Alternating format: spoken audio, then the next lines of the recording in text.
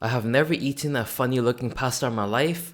I've seen it as a kid, but never eaten shell pasta until today. Let's make a creamy garlic cheesy pasta. We'll attempt to make this today. Pan of water onto our stovetop. We season with sea salt flakes. Add in 500 grams of shells. Okay, so in a pot of large water, we're going to be adding some salt to season it. Now that the water has come to a boil, it's now time to add the shell pasta. I'm not sure how Jack was able to find large size shells, but at the store I was at, I was only able to find one size, which is the small baby ones. But I guess it'll do. They look the same thing anyways, right? So now we're going to be cooking these pasta for 7 to 9 minutes, or according to the box instructions, which is also 7 to 9 minutes. Of 6 cloves of freshly peeled garlic, wasting any of this good stuff. Okay, cool. So the next step is going to be grating some garlic. Jack mentioned six garlic. I happen to have like 8 or 9 pieces of garlic. That's because I have like 3 small ones. I guess if we put 3 small ones together, it will make 1 whole clove.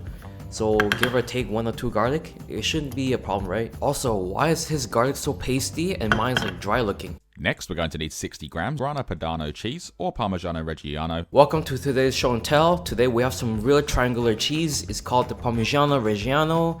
And then it says again in the middle, Parmigiano Reggiano. Today we're going to be spoiling ourselves, eating some good pasta with some real cheese and see what it's all about. You can tell this is the real good cheese because it's got a really good theft prevention system. As you can see here, even though it says that it's a pull tab, I'm unable to open this with my bare hands. So I'm gonna try to do this with the scissors and see how far we get to this. Yep, not getting far. Okay, so this took a while to liberate the cheese. Now that the cheese is free, we can start grating it. Jack says we're going to need 60 grams of cheese, but you know, in this channel, we don't measure the cheese. So we're gonna double that amount, or until the cheese breaks, whichever comes first. This cheese grater is an enabler. It knows we like cheese, and so it's telling us to use a lot of cheese.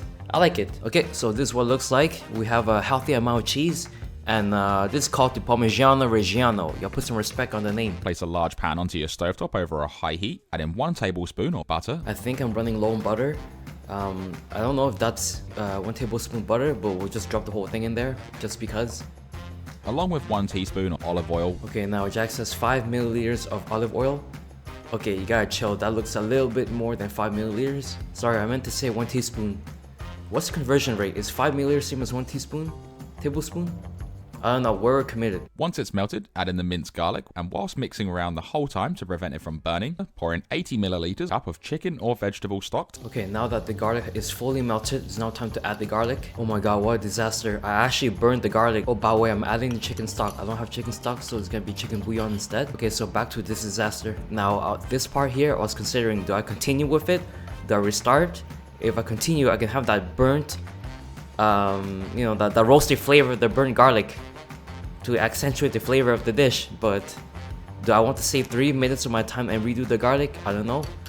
I decided to just go along with it. We're committed to this. We're not wasting this garlic. Next, pour in 400 milliliters heavy thickened cream, which Next, we're going to add 400 milliliters of the heavy cream. season with 5 grams of sea salt flakes.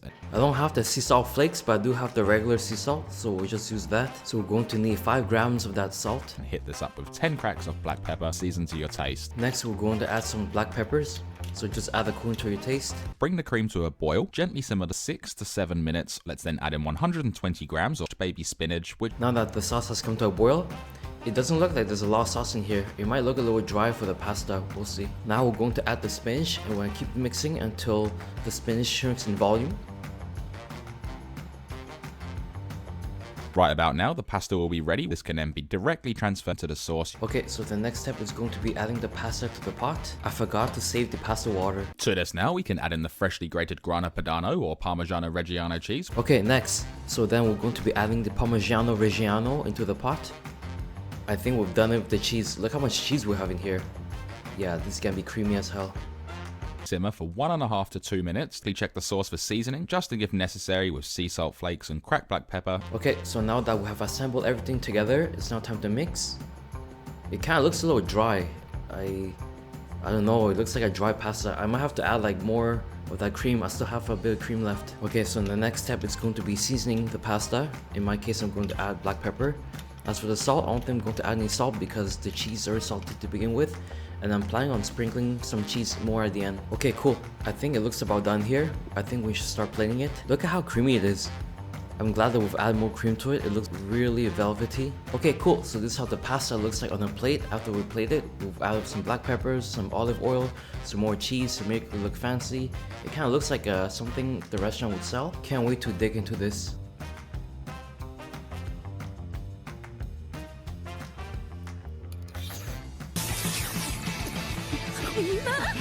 Don't let the shape of this pasta fool you thinking this is kids' food.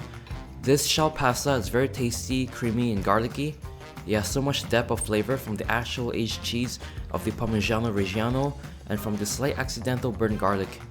I could see restaurants sell this for a pretty penny just because of the complex flavors.